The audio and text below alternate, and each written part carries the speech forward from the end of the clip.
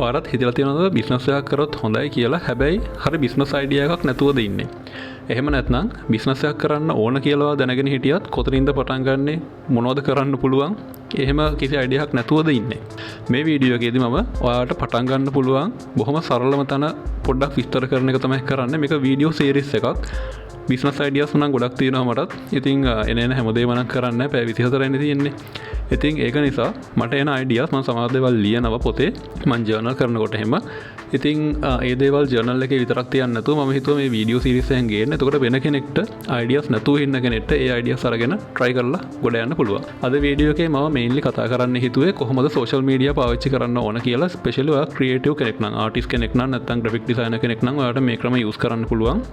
මේ ක්‍රම use කරලා තමයි මම මේ වගේ සාමාන්‍යයෙන් එක ප්‍රොජෙක්ට් එකක් ලක්ෂ 2ත් ලක්ෂ 3ත් අතර වගේ යන විදිහේ ප්‍රොජෙක්ට්ස් මම බාර අරගෙන කරේ. ඉතින් මේ මෙතඩ් එකට තමයි මම ගොඩක් ක්ලයන්ට්ස්ලා හොයාගත්තේ. ඉතින් එහෙනම් අපි බලමු මොනවද ඔයාලට කරන්න තියෙන්නේ කියලා. හරි, සේරටම කලින් කියන්න ඕන ගොඩක් කට්ටිය අලුතෙන්ම පටන් ගන්නකොට එයාලට කිසි අයිඩියාවක් නැහැ. මම දන්නවා ඒක. මම උනත් එහෙම තමයි ඉස්සරහම පටන් ගන්න දවස්වල මෙලෝ අයිඩියාවක් තිබුණේ නැහැ. 2019 විතර මම ඩිජිටල් ආර්ට් කරන්න පටන් ගන්නකොට මම නිකම්ම ආර්ට් පෝස්ට් කරපු එක තමයි කරේ මගේ Facebook page එකේ සහ Instagram එකේ. එතකොට ඒව හරහා තමයි මට ක්ලයන්ට්ස්ලා හොයාගන්න පුළුවන් වුණේ. ලොකු followers හිටියේ නැහැ. තාමත් ගොඩාක් ලොකුවට නැහැ. ඇත්තටම මම දැන් වැඩි ඇක්ටිව් නැහැ Instagram එකේ නම්. ඉතින් ඒ වුණාට අර ඉන්න ප්‍රමාණය අඩු වුණාට මම දාපු ආර්ට් එක ඒ දවස්වල මට කොහොම හරි අර ටිකක් ගැලපෙන ක්ලයන්ට්ස්ලා හොයාගන්න පුළුවන් වුණා. හැබැයි දැන් තත්ත්වය වෙනස්. දැන් ආටිස්ට් කෙනෙක්ට මම කියන්නේ නිකම්ම ආර්ට් වර්ක්ස් දාලා ඉන්න කියලා. මේ මෙතඩ් එක දැන් නම් එච්චර වැඩ කරන්නේ නැහැ. ඉතින් මේ මම දැන් කියන්න හදන මෙතඩ් එක ආටිස්ට් කෙනෙක්ටම විතරක් නෙවෙයි අනිත් බිස්නස් වලටත් පොඩ්ඩක් ගැලපෙන්න හදලා පාවිච්චි කරන්න පුළුවන්. අනිත් බිස්නස් ගැන ඊළඟ වීඩියෝස් වලදී කතා කරමු. මුලින්ම ඔයා කරන්න ඕන ඔයාගේ අයිඩියල් ක්ලයන්ට් හොයාගන්න එක. ඒ කියන්නේ අපි මේක හොයාගත්තේ නැතුනම කරන ලොකුම වැරද්ද තමයි අපි කරන්නේ මොකද්ද? ඒක නිකන් රැන්ඩම්ලි ෆොටෝස් අරගෙන නිකන් වීඩියෝස් හදලා මම මේ දේ කරනවා මම කී දානවා වෙන්න පුළුවන්. නැත්නම් තව කෙනෙක් ඉන්නවා වෙන්න පුළුවන් කිසිම විදිහකට සෝෂල් මීඩියා කන්ටෙන්ට් නොදා ඉන්න. ඉතින් කොහොම හරි ඔයා මේක කරන්න පටන් ගන්නවා නම් සේරටම කලින් මුලින්ම එකක් ඔයාට ඔයාගේ අයිඩියල් ක්ලයන්ට් හොයාගන්න ඕන. ඒක හොයාගන්න නම් මුලින්ම ප්‍රොඩක්ටයිස් නැත්නම් ඔයා දෙන මොකද්ද ඔයා දෙන සර්විස් එක කොච්චරක් ඔයා අය කරනවද මෙන්න මේ වගේ ප්‍රශ්න ටිකක් ඔයා ෆිගර් අවුට් කරගන්න ඕන. ඒ කියන්නේ හරියට මම කිව්ව දේ ඔයාට ඔයා දෙන දේ අපි හිතමු ඔයා පෝර්ට්‍රේට් අඳින ආටිස්ට් කෙනෙක් කියලා. පෝර්ට්‍රේට් අඳින ඔයාට හොඳ ස්කිල් එකක් එහෙම තියෙන හොඳ ඒ වැඩ ටික කරනවා නම් මුලින්ම බලන්න මාකට් වැලියු එක කොච්චරද කියලා. by the way ඔයා සම්පූර්ණයෙන්ම පටන් ගන්න කෙනෙක් නම් ඊට කලින් ක්ලයන්ට් කෙනෙක් එක්ක වැඩ කරලාම නැතුව පළවෙනි පාරට ඒ කියන්නේ ෆස්ට් ටයිම් පටන් ගන්න කෙනෙක් නම් ඔයාට මේකට ප්‍රයිස් එකක් කියන්න මෙන්න මේ AI එක මේක Perplexity AI මේක යූස් කරන්න කෙලින්ම මේකට ගිහලා සිංහලෙන් හෙව්වොත් හරි මම හිතන්නේ මම ඉංග්‍රීසි වලින් යූස් කරන්නේ අහන්න ඔයා මෙන්න මේ දේ කරන්න ඔයා ලංකාවේ ඉන්නේ ලංකාවේ ඉඳලා පිටරට ක්ලයන්ට් කෙනෙක් එක්ක වැඩ කරනවා නම් ග්ලෝබලි ඔයා දෙන සර්විස් එක පොඩ්ඩක් විස්තර කරලා කියලා මේ දේට මට කීයක් චාර්ජ් කරන්න පුළුවන්ද කියලා අහන්න.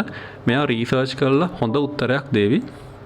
ඔයා ෆස්ට් ටයිම් නම් කරන්නේ ඔයාට 30% අඩුවෙන් වැඩ කරන්න. සාමාන්‍යයෙන් මම ගොඩක් කට්ටියට කියන්නේ ෆ්‍රී නෙමෙයි. ෆ්‍රී කරලා දෙන්න යන්න එපා. එහෙම වුණොත් ඒක අවුල්. හැබැයි 30% ඩිස්කවුන්ට් එකක් දීලා ඔයාගේ සර්විස් එක දෙන්න පළවෙනි ක්ලයන්ට් කීප දෙනාට එහෙම දීලා එයාලගෙන් රිවිව්ස් එහෙම ඔයාලට ඉල්ල ගන්න පුළුවන් ඕන නම් එහෙම නැත්නම් ඔයාලා තින් හොඳට වැඩ කරනකොට කොහොමත් ගොඩක් ක්ලයන්ට්ස්ලා ඉන්නවා එයාලා රිවිව්ස් දීලා යන. මම මේ කියන්නේ Fiverr Upwork මේවා නෙමෙයි. මම Fiverr Upwork කරන කෙනෙක් නෙමෙයි. කෙලිම සෝෂල් මීඩියා වලින් කරනවා නම් කන්ටෙන්ට් දාන්න ඕනේ ඉතින්. හරි දැන් අපි බලමු මොන කන්ටෙන්ට්ද හදන්නේ කියලා. දැන් ඔයාලා මේ වෙලාවේ බලන වීඩියෝ එක YouTube වීඩියෝ එකක් නේ. එතකොට මේක ලෑන්ඩ්ස්කේප් වීඩියෝ එකක්. ලෑන්ඩ්ස්කේප් වීඩියෝ එකක් විදියට ඔයා වීඩියෝස් අරගෙන Facebook Instagram වගේ දාන්න යන්න එපා. ඒක එච්චර වැඩ කරන්නේ නැහැ. දැන් ඉතින් අනිවාර්යෙන් මේක මම දැන් කියන්න හදන දේ නම් ගොඩක් කට්ටිය දන්න දේ තමයි ෂෝට්ස් හදන්න. ෂෝට්ස් කියන්නේ පෝර්ට්‍රේට් වීඩියෝස් මේ ඔයාලා දකින මේ විදියට. හරි.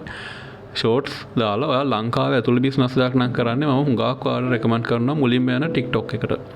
මමත් දැන් වෙද්දි බොහොම අමාරුවෙන් මැනේජ් කරගෙන ඉන්න. හැබැයි ගොඩක් ස්ට්‍රගල් කරපු දෙයක් කියන්නම් ඒ තමයි අපි කන්ටෙන්ට් හදුවෙන් පස්සේ අපි හිතන මේ අපි හදන කන්ටෙන්ට් එක හැම සෝෂල් මීඩියා එකේම දාන්න පුළුවන් නේ කියලා. දැන් හිතන්න අපි වීඩියෝ එකක් හදුවානේ. වීඩියෝ එකක් හදන්න අපි හිතමු යාට යනවා කියලා පැය දෙකක් විතර. පැය දෙකක් විතර ලගනවා වීඩියෝ එකක් හදුවෙන් පස්සේ ඉතින් හිතනවා දැන් මේක හදලා තියෙන නිසා තියෙන සේරකම දාන්න පුළුවන් නේ කියලා. Facebook එක, TikTok එක, Instagram එක, YouTube Shorts මේ වගේ හැමතැනම.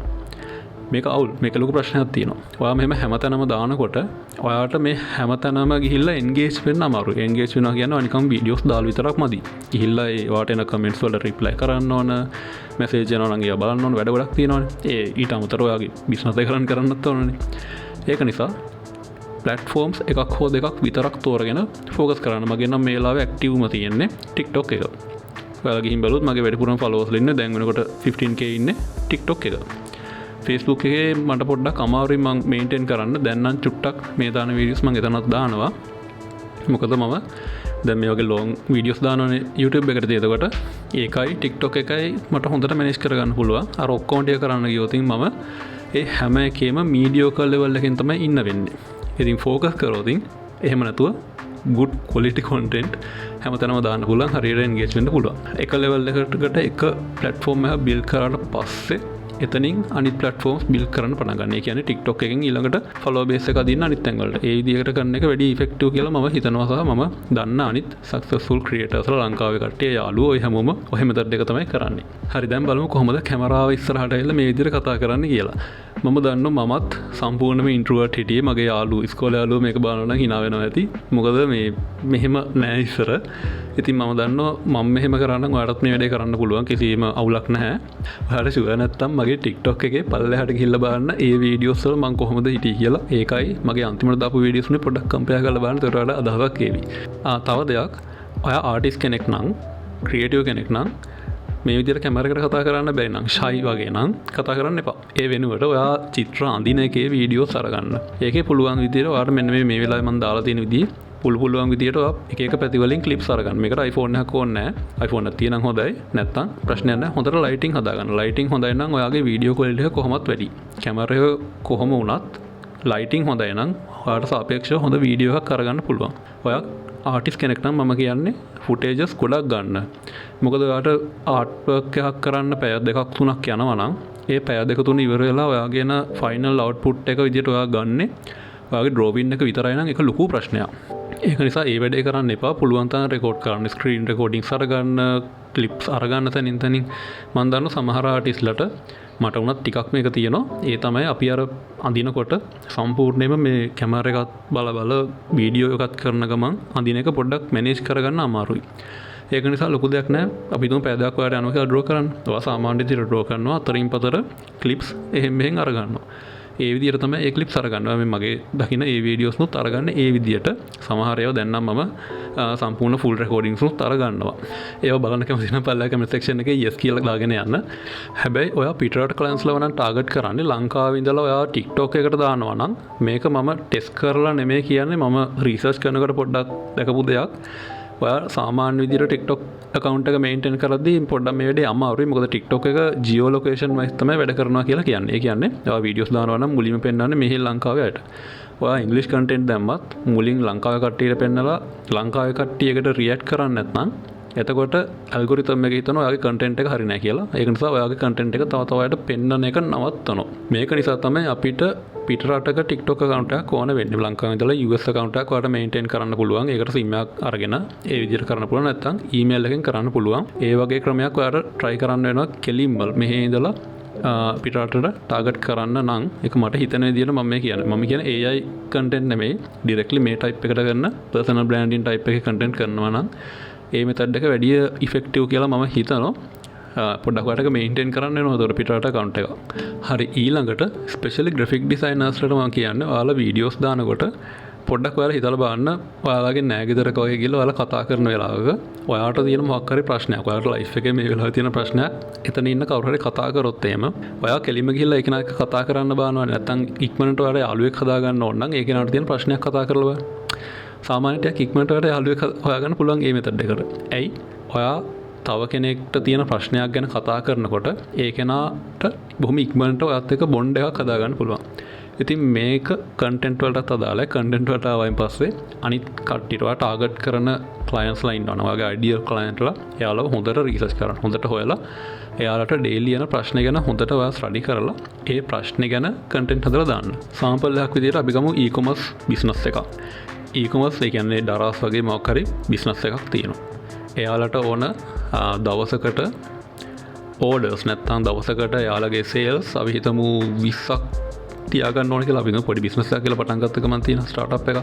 එතකොට එයාලට ඕන දවසකට සේල්ස් 20ක් කම්ප්ලීට් කරන්න. එතකොට ඒ වගේ බිස්නසස් කරන කට්ටියගේ දවසේ එයාලට තියෙන ප්‍රශ්නයක් නෝක. ඔය දිගට හැමදාම කන්ටෙන්ට් දාන්න පටන් ගත්තොත් කොහොමද අද දවසේ සේල්ස් 20ක් සම්පූර්ණ කරන්නේ කියලා ග්‍රැෆික් ඩිසයිනර් කෙනෙක් විදියට හැබැයි. හරිද? මොකද ඒක නේ වාදින සර්විස් එක. ග්‍රැෆික් ඩිසයිනර් කෙනෙක් විදියට ඔයා කොහොමද ඔයාගේ තියෙන සර්විස් එකෙන් අර වගේ ක්ලයන්ට් කෙනෙක්ට දවසකට සේල්ස් 20ක් අචීව් කරන්න පුළුවන් වෙන්නේ කියන දේ ගැන ඔයා එක දිගට වීඩියෝස් හදලා දාන්න. මම මේ කියන්නේ බොහොම සාම්පල් එකක්. හරි මම නිකන් ඔළුවට ආපු අදහසක් කියන්නේ. මේක හොයලා බලලා ඔයාගේ සර්විස් එකට ගැලපෙන විදිහේ ක්ලයන්ට්ස්ලා හොයලා අන්න ඒගොල්ලෝගේ ප්‍රශ්නට ගැලපෙන මේක හදා ගන්න අනිවාර්යයෙන්ම නැත්නම් වැඩ කරන්නේ නැහැ ඔබ්වියස්ලි. එහෙම කරලා වීඩියෝස් දාන්න එක දිගට. වීඩියෝස් දවසක් කර දවසක් දාන්න දවස් 30ක් විතර දාන්න. එතකොට ඒ කියන්නේ වීඩියෝස් 15ක්. මේකත් එක්කම තව දෙයක් කියන්න ඕන. ඔයාලා වීඩියෝස් දානවා නම් එක දිගට දාන්න නම් ඇත්තටම බැච් කන්ටෙන්ට් කරන එක ගොඩාක් හොඳයි. මම මේ වෙලාවේ නම් බැච් නෙමෙයි කරන්නේ. වැඩත් එක ගොඩක් මට පොඩ අමාරු වෙලා තියෙනවා ඔක. බැච් කරනවා නම් ස්පෙෂලි YouTube නම් මම බැච් නෙමෙයි කරන්නේ.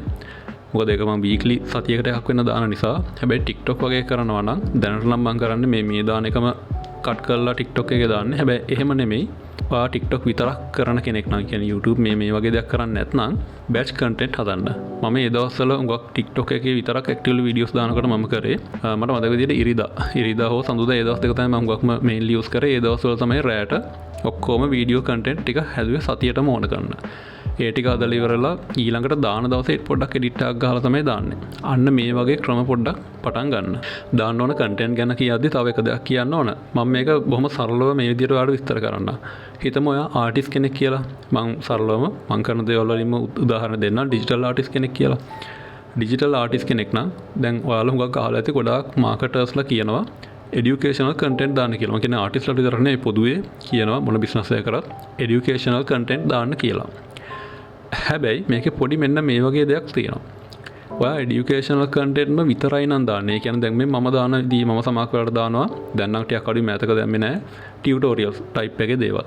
ක්ලිප් ස්ටුඩියෝ හරි මොනවා හරි software එකක ඔයා කරන වැඩ කරන විදිය ඔයාට වීඩියෝ හදලා දාන්න පුළුවන්. මෙන්න මේ ටයිප් එකේ ටෙක්නිකල් එඩියුකේෂනල් කන්ටෙන්ට් ගැන මම මේ කියන්නේ. ඔයා ඒව එක දිගට දානකොට ඔයාගේ වටේට එකතු වෙන්නේ ඔයාගේ දේම කරන අනිත් මිනිස්සු සහ ස්ටුඩන්ට්ලා ක්ලයන්ට්ස්ලා නෙමෙයි. ක්ලයන්ට්ස්ලා තින් එන ඔය කෙනෙක් දෙන්නේ කෙනාට වැඩිපුර ඔයාගේ වටේට එකතු වෙන්නේ අර ටයිප් එකේ කට්ටිය. එතකොට ඔයා ක්ලයන්ට්ස්ලාව විතරයි නම් හොයනවා එඩියුකේටර් කෙනෙක් නෙමෙයි නා එඩියුකේෂනල් විතරක් දාන්න එපා. ඒව දාන අතරේ ක්ලයන්ට්ස්ලාට ඕන වෙන අර මම කලින් කිව්වා වගේ ක්ලයන්ට්ලාගේ ප්‍රශ්න ගැන කතා කරලා කන්ටෙන්ට් දාන්න, ඔයාගේ තියෙන කේස් ස්ටඩීස් දාන්න, අනිත් ක්ලයන්ට්ස්ලා එක්ක කරපු වැඩ ප්‍රොජෙක්ට් දාන්න පුළුවන් දේවල් දාන්න. හැමදේම දාන්න බෑනේ. ඒ වගේම තමයි අනිවාර්යයෙන්ම මම දැන් කීපතරයක්ම කිව්වා වගේ ඔයා වැඩ කරන එකේ ක්ලිප්ස් අරගෙන දාන්න. වැඩේ ක්ලිප්ස් නෙමෙයි ඔයා චිත්‍ර අඳින විදිහේ වීඩියෝස්. හරි දැන් මේ මම කිව්ව දේ අනිත් බිස්නසස් වලටත් අදාළ කරගන්න පුළුවන්. මේ අද කතා කරපු දේවල් ගැන ඔයාටත් අදහස් ඇති. ඒ දේවල් පල්ලෙහා කමෙන්ට් සෙක්ෂන් එකේ දාන්න. අපයා දාන අයිඩියාස් වලින් මමත් දේවල් ඉගෙන ගන්නවා වගේම තව කට්ටියටත් ඒක ලොකු උදව්වක් වේවි. ඉතින් එහෙනම් ඊළඟ වීඩියෝෙන් හම්බෙමු. ඒ වගේම මම සබ්ස්ක්‍රයිබ් කරන්න අමතක කරන්න එපා. මොකද මේ වගේම මීට වඩා බොහොම ස්පෙસિෆික් බිස්නස් අයිඩියාස් ටිකක් ඉස්සරහට මම දාන්න ඉන්නේ. දැන් අද කතා කරේ ඒ ඔක්කොටම ඕන කරන බොහොම සරල බේස් එක. මේක මම ගොඩාක් ඉන් ඩෙප්ත් ගියේ නැහැ අද වීඩියෝ එකේ. හැබැයි ඊළඟ වීඩියෝස් වල මම පොඩ්ඩක් අදහස් කරගෙන ඉන්නවා මීට වඩා ඉන් ඩෙප්ත්. ඒ කියන්නේ ස්ටෙප් බයි ස්ටෙප් ඔක්කොම සෙට් අප් කරන විදිය, වෙබ්සයිට් එක හදන විදිය, ඔය හැමදේම ඉස්සරහට ගේන්න. ඉතින් එහෙනම් ඊළඟ වීඩියෝ එකෙන් හම්බෙමු.